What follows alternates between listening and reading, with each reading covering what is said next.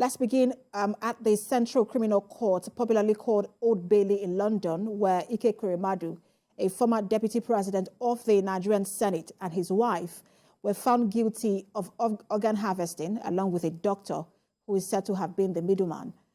Their daughter, Sonia, who was the intended recipient of a kidney belonging to a street trader in Lagos, was found not guilty. Let's tell you that this is a developing story. We'll bring you updates in the course of our bulletins. Now, staying in Africa to East Africa, where residents of the Uganda capital, Kampala, largely hail an anti-gay bill after the country's parliament passed sweeping legislation which proposes tough new penalties for same-sex relationships. The legislation enjoys broad public support in Uganda, and reaction from civil society has been muted following years of erosion of civic space under Museveni's increasingly authoritarian rule. Legislators amended significant portions of the original draft law, with all but one speaking against the bill. Homosexuality is already illegal in a conservative East African nation, and it was not immediately clear what new penalties had been agreed upon. The bill will next go to President Museveni, who can choose to use his veto or sign it into law. Nevertheless, the 78-year-old leader has consistently signaled he does not view the issue as a priority and would prefer to maintain good relations with Western donors and investors. Discussion about the bill in Parliament was laced with homophobic rhetoric, with lawmakers conflicting child sexual abuse with consensual same-sex activity between adults. The government of Namibia says it looks forward to good and cordial working relations with President-elect Ahmed Bola Tinubu. The High Commissioner of the Republic of Namibia to Nigeria made this statement at the celebration of his 33 years independence in Abuja. The High Commissioner acknowledged the great role Nigeria played in ensuring it gained independence and hopes for closer bilateral ties, especially as Namibia prepares to host Nigeria for the 5th session of the Namibia Nigeria Joint Commission of Cooperation. It hopes to sign about 10 memoranda and agreements to seal the bilateral cooperation. Fruitful relationship between our port authorities will facilitate increased trade and allow for more exports from Nigeria to Namibia and vice versa. Namibia currently exports salt and electronics to Nigeria. The value of salt exports currently stands at $6 million. Namibia also looks forward to a good working relationship with the incoming government of President-elect His Excellency Asiwaju Bola Ahmed Tinubu.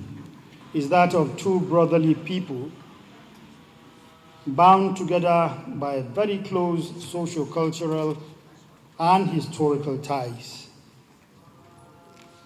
For decades, our people have shared a common destiny, and the two countries have held identical views on major political and economic issues of international concern.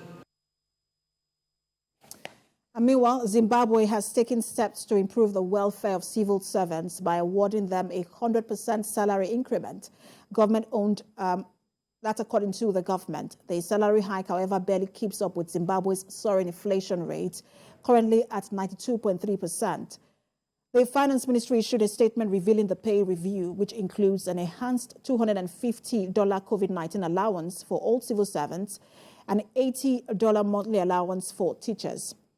A Finance Ministry official quoted in the report stated that the security sector would receive the increment on March the 1st, while the rest of the civil service would start getting it from April the 1st.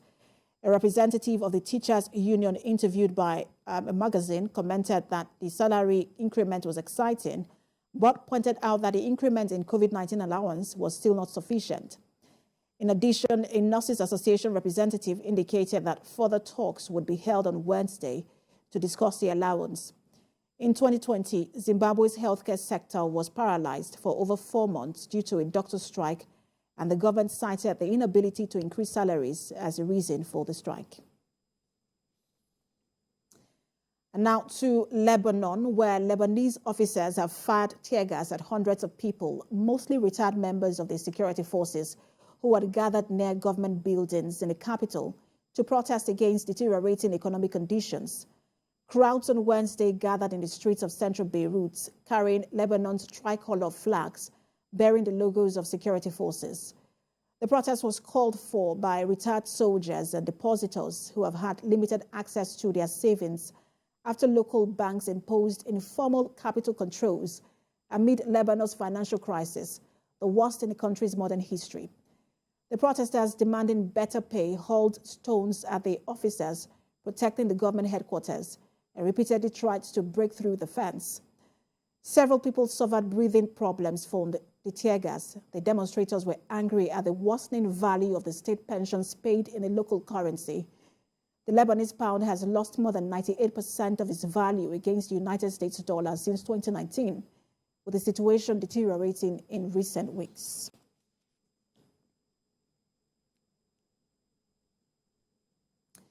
Now, joining us to discuss this is a journalist, Mariam Saleh. She joins us via Skype from Beirut, the capital of Lebanon. Good to have you join us.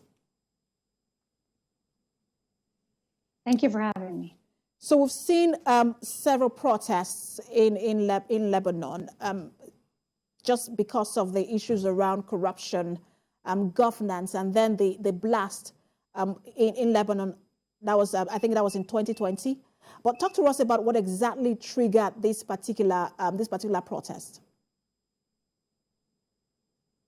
Well, basically, what we're seeing is an extension of the previous problems that we have in Lebanon. This crisis is no longer just a crisis and not even a meltdown. It's actually a free fall. And if you see it, how things have developed, before 2019, Lebanon was already living in a state of hyperinflation, high prices, the salaries, and so on. But then after the protest, the first wave of protests in 2019, then we began to see something new, which was the fact that the price of the dollar was rising at a rate, basically devouring the local currency, which is these pounds or Lebanese lira.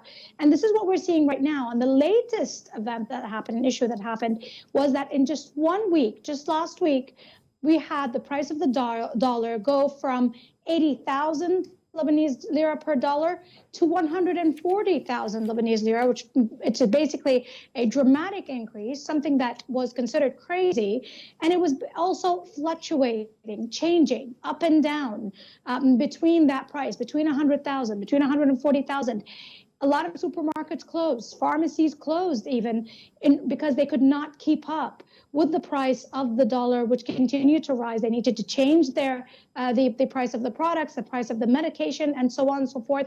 And that is basically part of the problem. The fact that Lebanon's economy is basically dollarized on one side, but on the other side, the central bank continues to print from the Lebanese currency, and this will also lead to this total crash in the currency right now. And the other issue is that it's true that they were the ones that were protesting yesterday specifically were the retired members of the Lebanese army, but you have current employees of the governmental institutions that are paid in Lebanese lira. You have a big portion of them. We have more than 50% of Lebanon's workers work in governmental institutions or in public schools, or public vocational schools, or even the public university. They are all paid in Lebanese lira, and their salaries are basically worth nothing. And one of the retired army soldiers that I spoke to yesterday, he said, my salary is worth $40. $40 could buy you nothing in Lebanon nowadays with this price and what is happening, especially with the decision from the economy ministry to put all the prices, even in supermarkets, in dollars. And many of those people do not have US dollars to pay. Even if they do pay them the Lebanese lira based on the currency rates, it is extremely, extremely high. And you know that a lot of these people, a lot of the Lebanese are at the doors of Ramadan. They're starting Ramadan today. You have fasting. They need to provide for their families. So many of them cannot even provide their daily bread, which is probably still the only thing that is subsidized in Lebanon and still goes under this really high increase of prices. You have that on one side. On the other hand, the Lebanese government is basically doing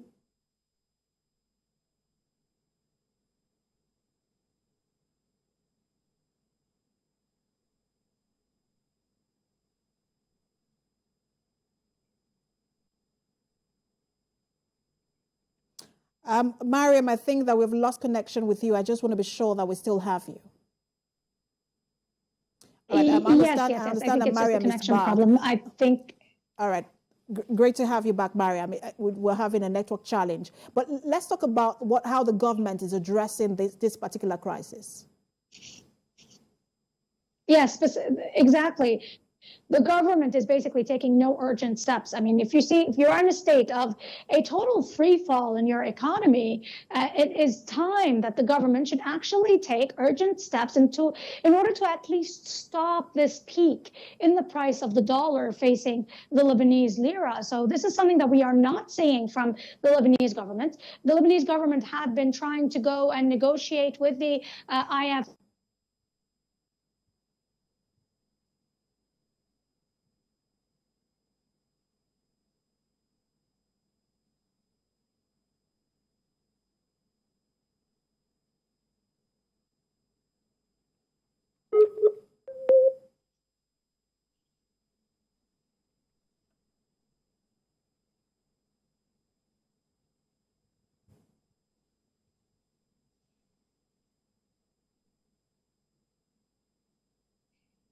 So I was saying that this issue will only exacerbate the problem in Lebanon if the Lebanese government does not take actual urgent steps to at least stop this peak, this dramatic increase in the price of the dollar facing the Lebanese currency, which has lost basically over 98% of its value. And here we're talking about, as once more we say, the governmental institutions, those who get paid in Lebanese lira, the public school teachers, the university teachers, their salary is basically worth nothing because it is at least 100 times less than what it was worth back in 2019. And this is also part of the problem. Of course, the major issue is that we do have a long history of entrenched corruption in the Lebanese political system, and that needs to be resolved. There needs to be an address of this issue, but of course we do have issues and problems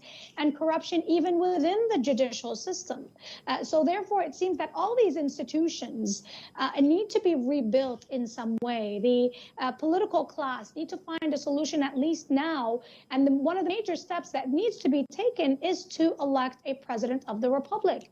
As you know, we have been in a vacancy in the presidential position, and although the president does not have the authority perhaps to resolve issues, but could at least let and allow the institutions like the cabinet to be fully functional, because now we have a caretaker cabinet that cannot take exceptional decisions. But even the decisions that they can make are actually not being taken. And the Lebanese government is only trying to be dependent on loans, on negotiations with the IMF, and so on and so forth. And that will lead us to nowhere. So basically, what we're going to witness soon, it seems, from many are warning, there will be another social explosion, perhaps similar and even more dramatic and greater than what we saw back in 2019. And we continue to see how this particular situation is deteriorating. We hope that somehow the Lebanese people will get the help that they actually need any moment now. Thank you so much for talking to us, as always, journalist Mariam Saleh.